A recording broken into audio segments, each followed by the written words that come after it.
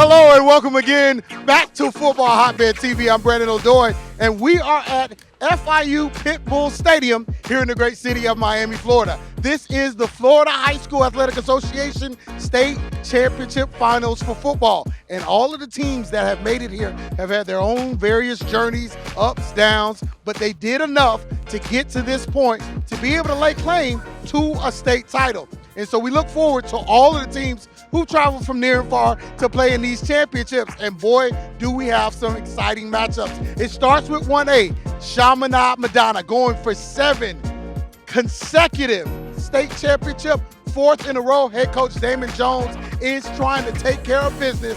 He has started the building of a legacy. They will take on familiar opponent Clearwater Central Catholic. In 2A, you have Cocoa, who's trying to go back-to-back as state champions. They won the Rural Division last year, and they'll take on Gaston County out of the Tallahassee area. In 3A, the juggernaut, Miami Northwestern, one of the most notorious programs in all of Miami. They will be here in droves on Saturday night, but they have to take on Duval, the Reigns Vikings from Jacksonville, and it is going to be a must-see matchup. In 4A, you have Jones out of Orlando taking on American Heritage.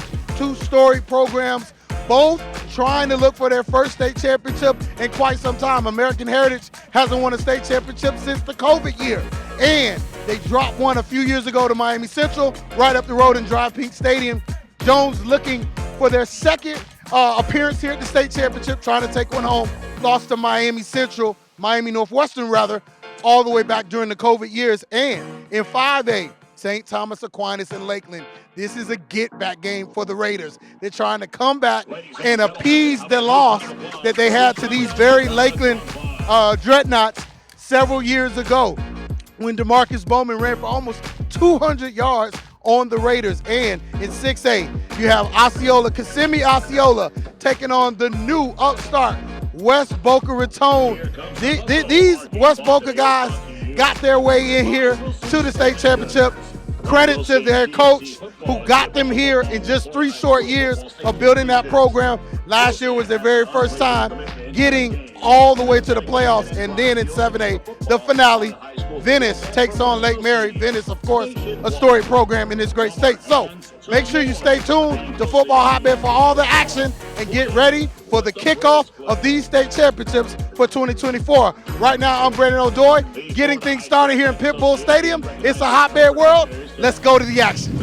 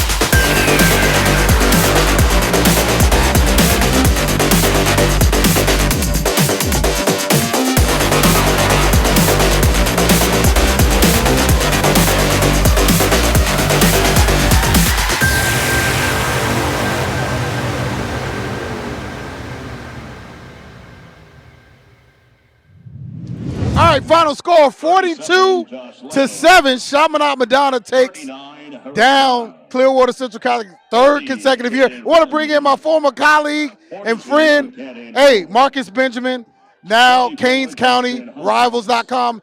Break this game down. I think initially we thought this was going to be somewhat of a contest, but too many turnovers for Clearwater Central Catholic kind of got away from them. You got to give credit to Clearwater Central Catholic to really come out here and play hard.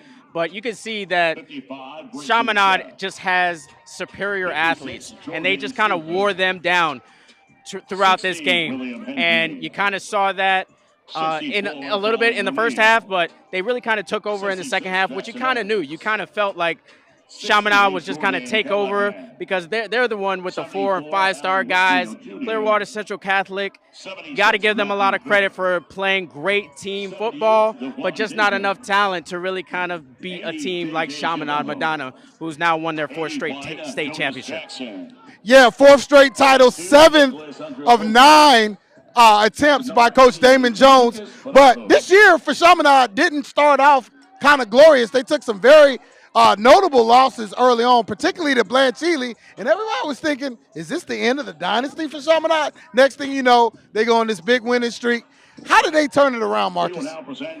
I think they had some problems at quarterback. Obviously, they had some injuries, but they were able to overcome those injuries. Nowadays, you can just pull players in. You know, it's a transfer portal everywhere, even on the high school level. And they brought in some quarterbacks to help ride the ship, and I think that's what really kind of helped move this team forward to another state championship. Absolutely. They went through 4 quarterbacks. Count them, 1, 2, 3, 4 here at Chaminade. They keep the tradition rolling. With big win over St. Thomas, could there be a shift in Broward County and the nation? We don't know. But for now, we do know 1A state champions, Florida state champions 1A, Chaminade Madonna again for the 7th time, 8 in school history. Hey, thank you, Marcus Benjamin, for breaking down this game with me. For now, Pitbull Stadium, Miami, Florida, the 305. I'm Brandon O'Doy. It's a Hotbed World. We'll see you next game.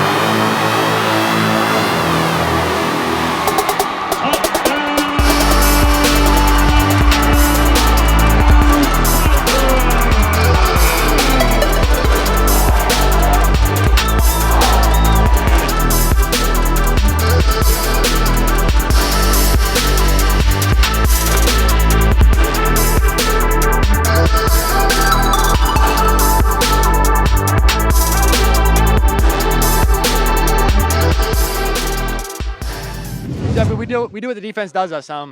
The offensive line did a great job. I had a ton of protection all night, and when things were covered up down the field, we made some plays with my legs, and yeah, we didn't show a lot of that on film, but definitely surprised him and really helped us win the game for sure. I mean, this is a legendary team. You know, we went 3 in a row. You know, I had 3 in a row. I've been to a state championship all 4 years. You know, it's just a legendary run, and you know, I'm just grateful and blessed for it. For people who don't know what Cocoa is, it's an awesome city. The people are passionate about the high school. The people are passionate about their football. You know, the standard's high, but that's what you want. You know, when you're coaching somewhere, it's an awesome place, and you know, it's a blessing. Believe me, it's not about me. It's not about an individual. It's the city. It's the community. That's what makes us great.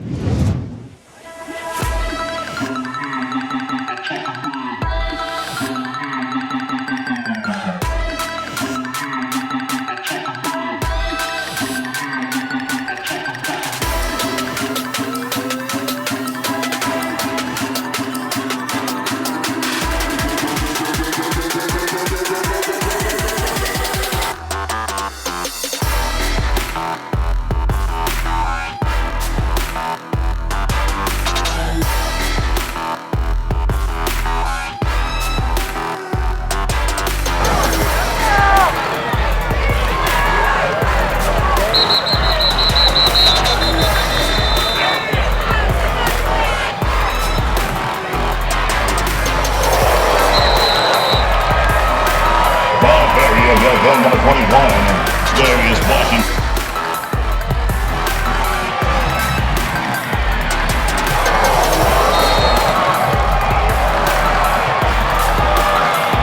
Quarterback, keeper number 4, that's Timothy Goff.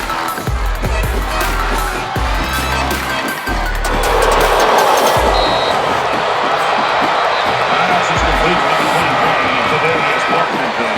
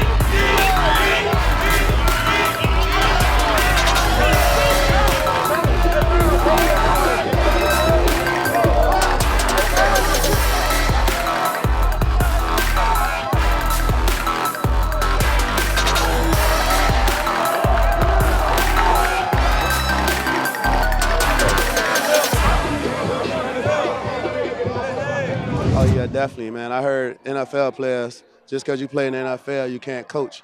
That's been a little saying going around the inner city of Miami. But when you see these kids, man, address them as champions. Man, we knew we were close all year. The games we lost by less than 7 points each week. You know, and when you're in those type of games in the first year, you can only move forward and move up. So we moved in the right direction. And, you know, these guys, man, they buckled down throughout the playoffs. We only gave up 2 touchdowns all playoffs. And this was a high-powered offense. Our guys, man, Said we're gonna do what we got to do. I told them if they don't score, they can't win, and we pitched another shutout. You know, I've been dreaming. I've been thinking about this since my freshman year. We went home second round, get sent.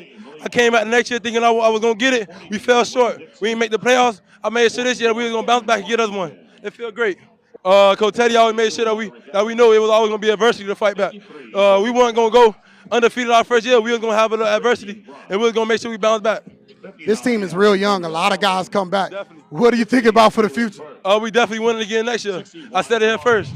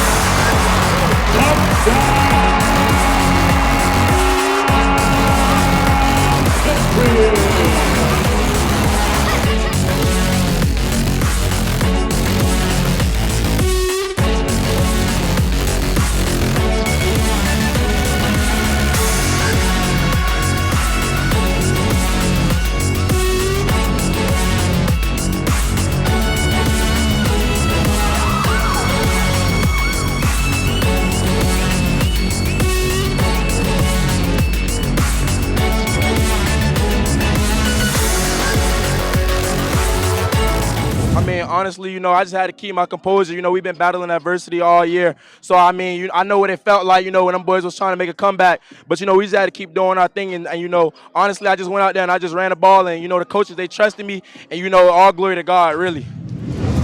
Malachi, couple years ago, it was so difficult. See you walk off the field, the fumble. How good does it feel to be back and redeem yourself and bring this school another championship? It felt awesome. I always knew my time was going to come, life going a full circle. I knew it was going to come back and I was going to have another chance. And I went out there and did what I do best, be myself. You learn how to keep going, man, and that's life. You learn how to keep going. I mean, you're going to have a lot of setbacks in life that you're going to wake up in the morning and you don't have any other choice but to keep going. We didn't have any other choice but to keep going. The schedule was what it was, but we had to keep playing. We had to keep battling. And these kids had to really learn how to win and really learn how to become champions. And that's what that schedule did. It just taught us how to keep going, man, keep pushing.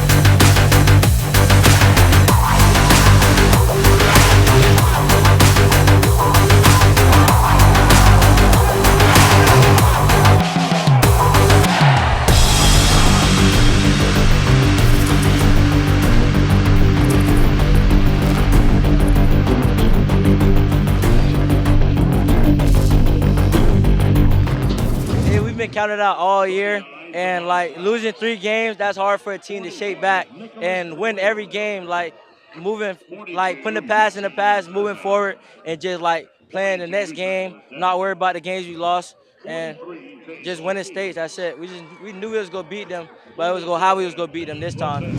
Teaching them how to become champions in their life is way more important to us, and we're just thankful that God has put us in a position to serve. So it continues to elevate our program, and we evolve in so many different ways beyond the football field. And so grateful to our administration, Tuan Russell, our AD, and our principal, Dr. Janice Aloma, and obviously George Smith, our legendary coach, who's still with us. It's an amazing achievement, and it helps to continue to build a great culture.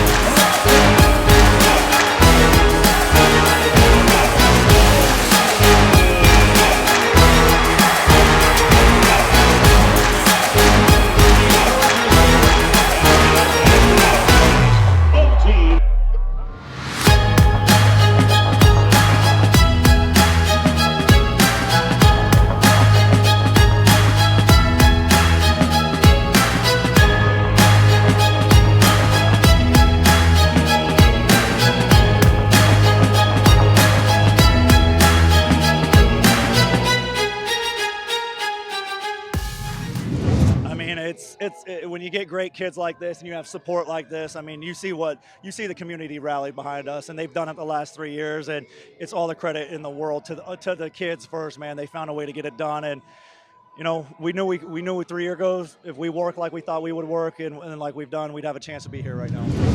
Can you ever imagine, West Boca being state champions? Did it even, your dad's a fixture here. He went here. He played on the first playoff team here. Now you adding the first championship. Ever in your wildest dreams could you think of it? After us losing to Coconut Creek, I knew we were coming for something bigger next year. We did the start of the season, we wanted to go undefeated, go to states, and we did what we did. I mean, Coach Potts, Coach Jacoby, our whole coaching staff prepared us for this moment from when back in the summer we was putting them work in. On the extra weekend days we was putting them work in. We knew what the goal was and we went to go do it.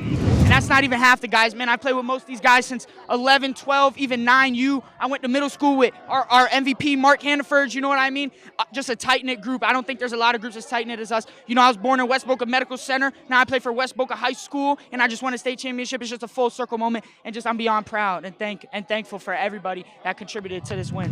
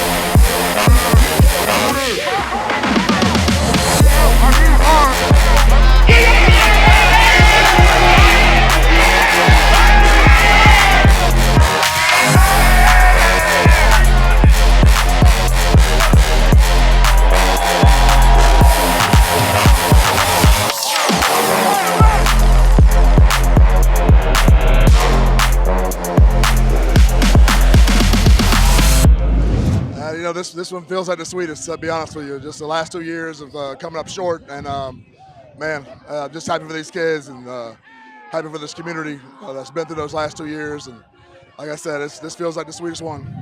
I had to prove a lot. You know, I was on Twitter scrolling last night. I done seen a little page of them come up. They say ain't nobody ever rushed over 100 yards playing against them, so got to be the first to do it.